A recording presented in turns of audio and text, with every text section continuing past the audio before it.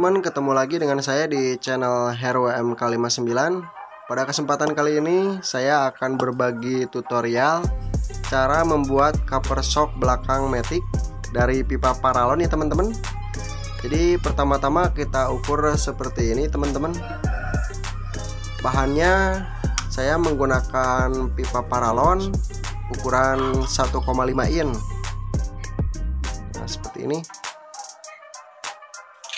Untuk hasil yang maksimal, silahkan kalian tonton video ini sampai selesai. Terima kasih.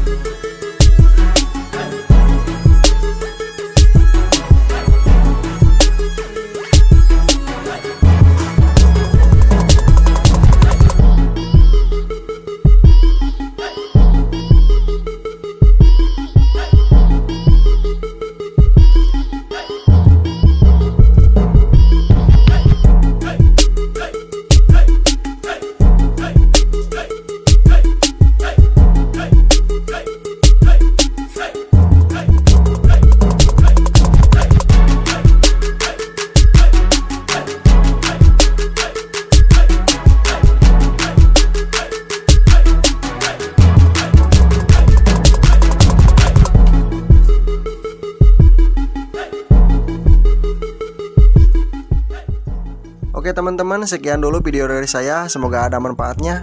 Apabila kalian suka, jangan lupa klik like, share, komen, dan juga subscribe untuk mendapatkan video lainnya dari Hero MK59. Terima kasih.